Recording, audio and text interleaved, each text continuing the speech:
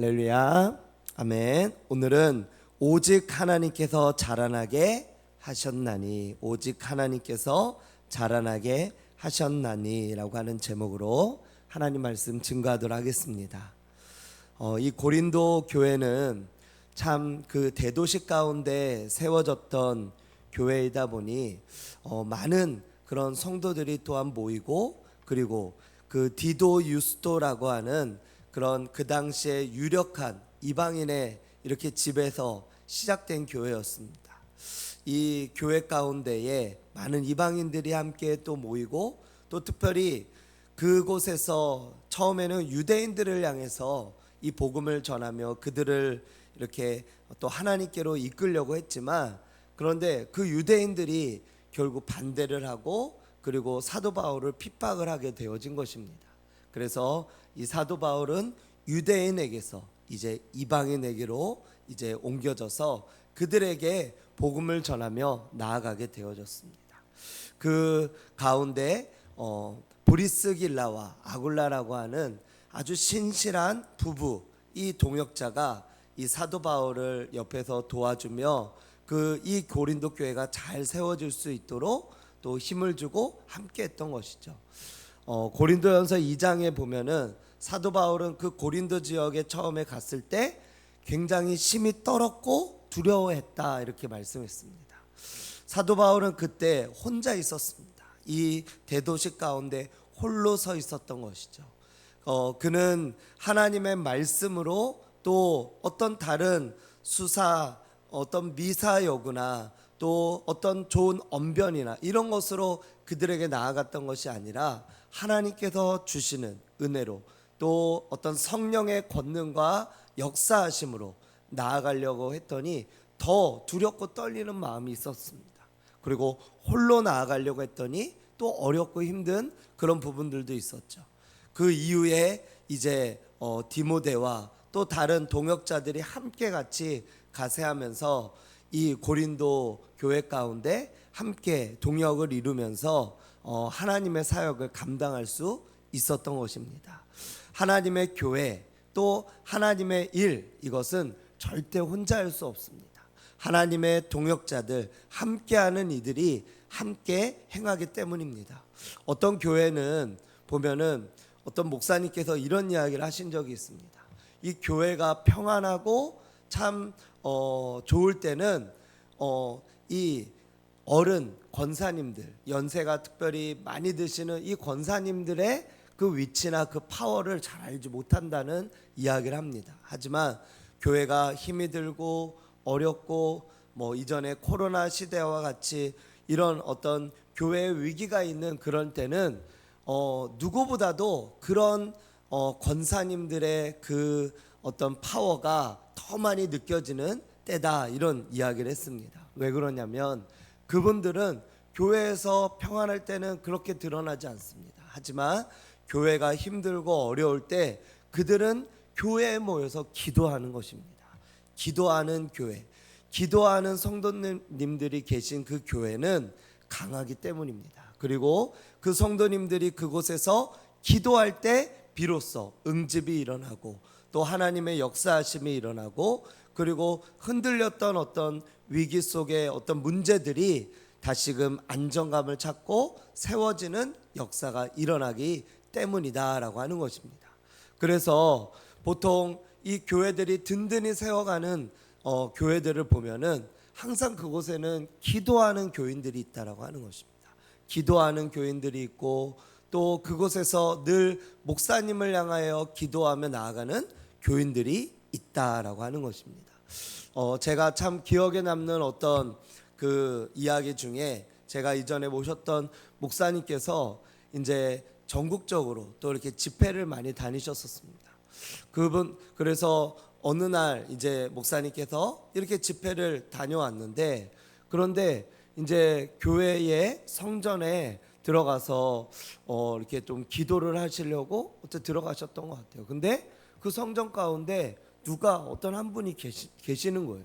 처음에는 놀라서 아니 지금 시간이 많이 늦었는데 누구지? 라고 봤더니 어떤 한 권사님께서 이 목사님을 위해서 계속 기도를 하고 있었던 거예요. 그래서 그 권사님께서 그 목사님을 위해서 기도하는 그 기도 소리를 이 목사님께서 들으시고, 아, 내가 이렇게 어디를 다니면서 사역할 수 있었고, 그리고 이 교회 안에서 사역을 하며 말씀을 전할 수 있었던 것은 바로 이 권사님의 기도 때문이었구나. 그래서 그 이후부터 이렇게 나가고 어디를 이렇게 집회를 다닐 때마다 그 권사님께 기도 요청을 드리고, 그리고 그 권사님은 그것을 사명으로 여기고 목사님께서 오실 때까지 항상 그 자리에서 기도하셨다라고 하는 거예요. 그런 권사님이 계셨기 때문에 그 교회, 또 그 목사님, 그리고 하나님 앞에 든든하게 세워지는 은혜와 역사가 있었는 줄로 믿습니다. 오늘 말씀에서 보면요, 우리 어제 우리 2장의 말씀 가운데 2장 10절에서 16절의 말씀 가운데 보면은 성령의 영의 사람에 대해서 말씀했습니다.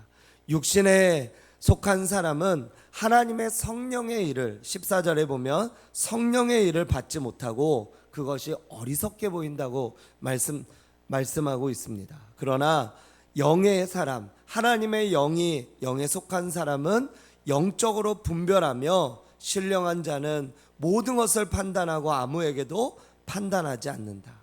하나님의 영의 사람이 돼야 된다라는 그런 말씀을 어제 같이 함께 나누었습니다. 그런데 이 사도 바울이 오늘 이 고린도 성도들에게 하는 아주 뼈아픈 뼈와 같은 뼈를 치는 그런 말씀을 지금 하고 있는데요.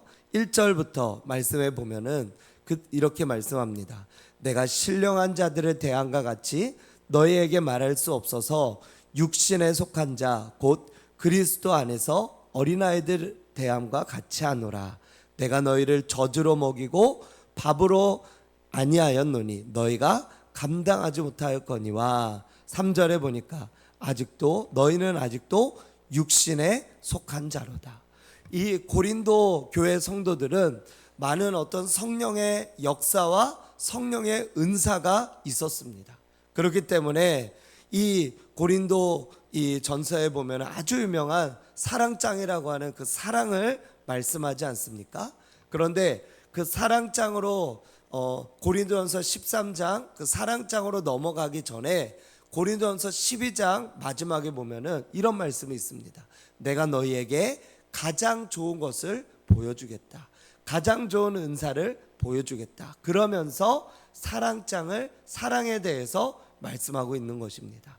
많은 것들을 많은 은사를 가졌다 할지라도 그러나 가장 좋은 것, 사랑이라고 하는 이것이 없으면 모든 것들이 완성되지 않음을 바로 말씀하고 있다라고 하는 것입니다. 이 고린도 이 교회 성도들은 그들의 가진 어떤 그런 노력과 또 그것보다 더 많이 하나님께서 축복해 주셔서 많은 은사들을 예언의 은사, 또 방언의 은사, 또 어떤 방언 통변의 은사, 또 믿음의 은사, 가르치는 은사, 전도의 은사, 여러 가지 은사들을 이들이 가졌다라고 하는 것입니다. 그런데 이들이 가진 어떤 그런 은사에 비해서 그들이 가진 어떤 성경의 지식, 성령의 은혜 이런 것들은 부족하다 보니까 그들은 교만하게 되어졌고 사람들을 판단하게 되어졌고, 그리고 은사는 있었지만 그런데 사회에서 생활하며 살아가는 어떤 그런 성품적인 것들이 또 인격적인 것들이 그만큼 따라주지 못했다라고 하는 것입니다. 그러다 보니까 3절의 말씀에 보니까 시기와 분쟁이 있었고, 그리고 육신에 속하여 살아가는 부분들이 있었고, 나는 아볼로, 나는 바울, 나는 게바, 나는 그리스도, 이런 어떤 파와 분쟁이 그 교회 가운데 있었다라고 하는 것입니다. 그러자 이 사도 바울이 그들에게 이렇게 말씀하죠. 자, 우리 6절과 7절의 말씀을 같이 한번 읽어보도록 하겠습니다. 6절과 7절입니다. 시작. 나는 심었고 아볼로는 물을 주었으되 오직 하나님께서 자라나게 하셨나니 그런즉 심는 이나 자라게 하시는 이는 하나님 뿐이니라. 아멘. 아주 중요한 말씀을 우리에게 해주고 있습니다. 아볼로, 바울, 이런 여러 동역자들, 이런 사역자들이 있습니다. 때로는 저희가 교회에서, 저도 역시 마찬가지였습니다. 이 교회에서 이렇게 교회 일들을, 사역을 많이 하고 교회에서 어떤 중요한 일들을 하다 보면은 이제 자신이 아주 중요한 사람인 것처럼 이렇게 교만하게 될 때가 있습니다. 그런데 그것은 가만 보면은 하나님께서 그 일을 하도록 하나님께서 그 일을 맡겨주신 것뿐이죠. 하나님께서 그러한 일들을 하도록 달란트를 맡겨주신 것이죠. 어떤 이들은 10달란트, 어떤 이들은 5달란트, 어떤 이들은 2달란트를 통하여 그 일들을 하게 하신 것입니다. 그러므로 6절의 말씀에 보면은 나는 심었고, 사도 바울은 복음을 전해서 그들에게 복음으로 그들을 낳은 것이죠. 그리고 아볼로는 무엇입니까? 아볼로는 이 복음을 잘 가르쳤던 복음의 선생이었습니다. 복음으로 잘 그들을 양육했습니다. 하지만 심는 자, 그리고 7절에 보니까 물 주는 자, 이들은 아무것도 아닙니다. 왜요? 그들을 오직 자라나게 하시는 이는 하나님뿐이기 때문인 줄로 믿습니다. 저와 여러분들을 자라나게 하시는 이는 오직 하나님뿐입니다.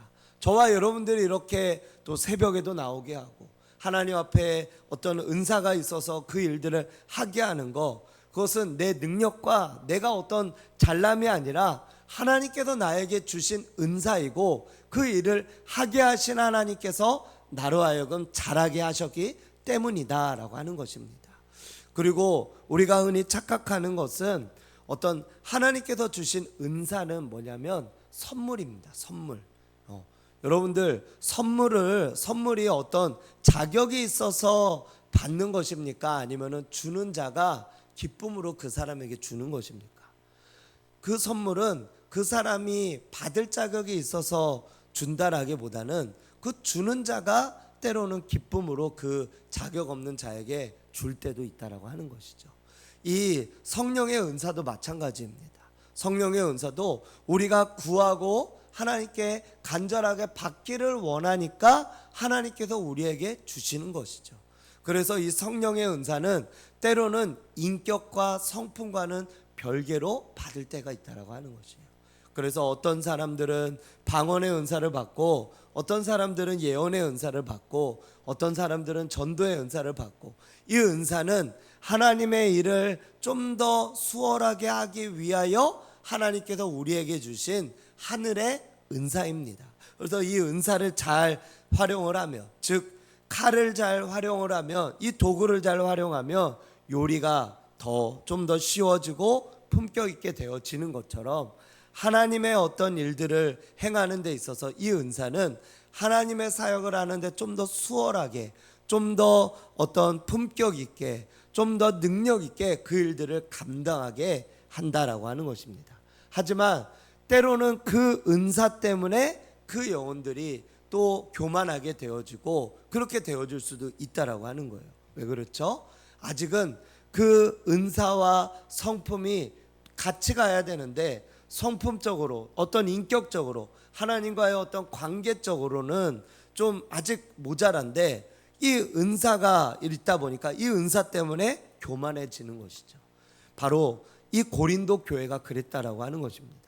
많은 어떤 성령의 은사는 좀 더 넘쳐났어요. 그런데 넘쳐난 것에 비해서 그들은 육신에 속한 자였고, 젖을 먹는 자였고, 밥을 아직 먹지 못하는 자였고, 그래서 그리스도 안에서 어린아이들을 대함과 같이 사도 바울이 대하였다라고 하는 것입니다. 이 오늘의 말씀이 저와 여러분들의 마음 가운데 심겨지고 깨닫게 되는 은총이 있게 되기를 주님의 이름으로 축원드립니다. 우리 자신을 돌아보면서 나는 육신에 속한 자인가? 나는 영에 속한 자인가?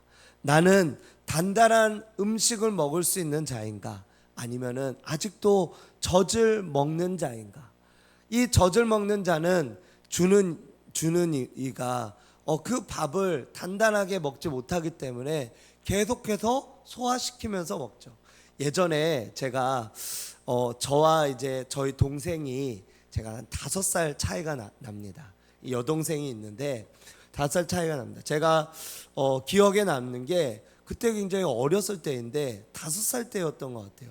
근데 그때 이제 저희 어머니가 아기를 낳으러 갔었고, 저는 이제 저희 이모, 저희 어머니의 동생이죠, 이모의 손을 붙들고 제가 이렇게 병원으로 갔던 것 같아요. 그러고 나서 이제 아기가 태어났고 제가 뭐 한 6살 뭐 7살 이렇게 됐던 것 같아요. 그런데 어느 날은 어머니가 입속에 오징어를 막 이렇게 씹다가 그 다음에 다 거의 씹은 다음에 저희 동생한테 먹여주는 거예요. 그때는 막 그랬잖아요. 그래서 그렇게 했는데 제가 그것을 보고 뭐라고 했냐면, 아 더러워, 제가 그랬거든요. 아 더러워. 그게 아직도 생각이 나요. 그러니까 어머니가 한마디 하시더라고요. 너도 이렇게 먹었어. 그렇게 얘기를 하시더라고요.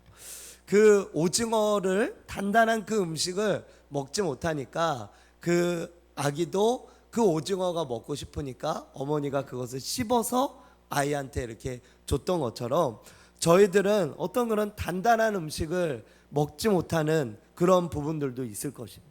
그래서 목회자가 가장 신뢰할 수 있는 성도, 제가 이전에 이제 교회에 있을 때 그런 이야기를 이제 종종 그 이전에 섬기던 담임 목사님께서 하셨던 적이 있었던 것 같아요. 목회자가 가장 신뢰할 수 있는 성도, 어떤 성도일까요? 헌금을 많이 하는 성도일까요? 아니면은 이렇게 새벽 기도에 나오는 성도일까요? 아니면은 기도를 많이 하는 성도일까요? 제 예상은 좀 빗나갔습니다. 뭐였냐면 목회자가 가장 신뢰할 수 있는 성도, 그 성도는 뭐냐면 꾸짖을 수 있는 성도라, 이렇게 이렇게 얘기하더라고요.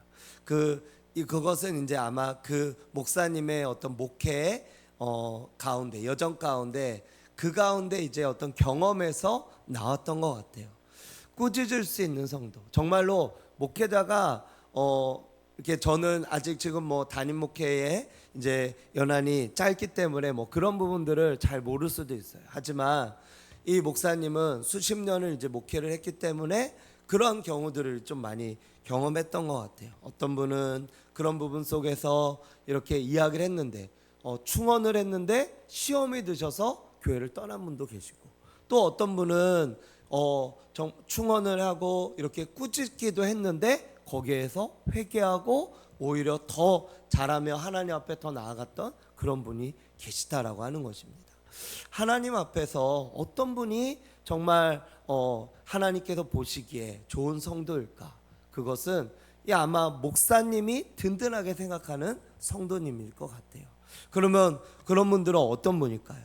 젖으로 먹는 분이 아니라 밥으로 먹는 분들, 아니 오히려 막 더 단단한 음식들을 먹으면서 그렇게 옆에서 소화하면서 목사님을 이렇게, 교역자를 옆에서 돕고 또 교회를 위해서 헌신하고 기도하고, 그리고 하나님 앞에 믿음으로 나아가는 자일 것입니다.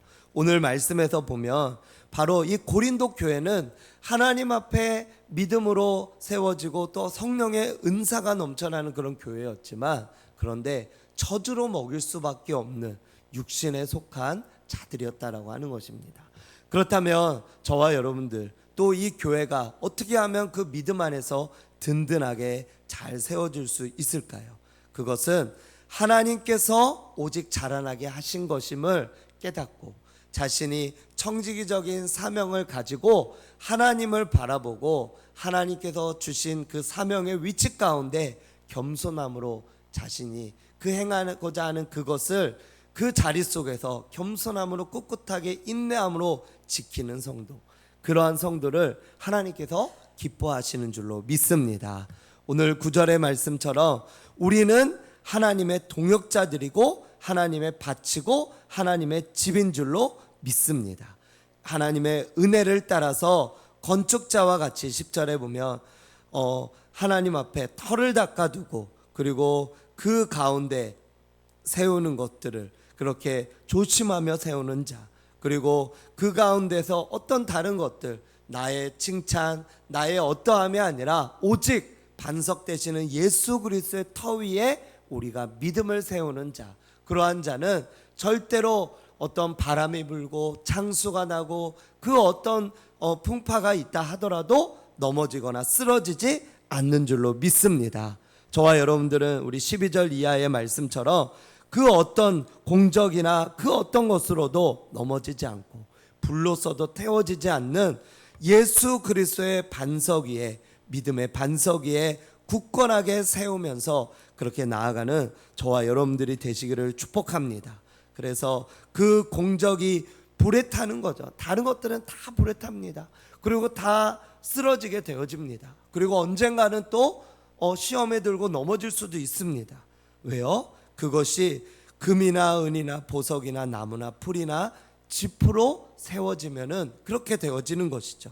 그러나 예수 그리스도의 터 위에 우리가 세워진다면 그것이 바로 영에 속한 자이고 하나님의 은사 가운데에서 이제는 성령의 어떤 열매로서 사랑과 일확과 화평과 오래 참음과 자비 양성과 충성과 온유와 절제라고 하는 어떤 열매 속에서 그 성도가 자라나며 하나님 앞에 든든하게 세워지는 것인 줄로 믿습니다. 저와 여러분들이 오직 하나님께서 자라나게 하신 것을 믿고 예수 그리스도라고 하는 터 위에 믿음의 반석 위에 세워지며 나아갈 때, 그것이 그럴 때 젖으로 이제는 먹지 않고 밥으로 먹고 육신에 속한 자가 아니라 영에 속한 자로서 믿음으로 세워지는 하나님의 사람들이 되어질 줄로 믿습니다.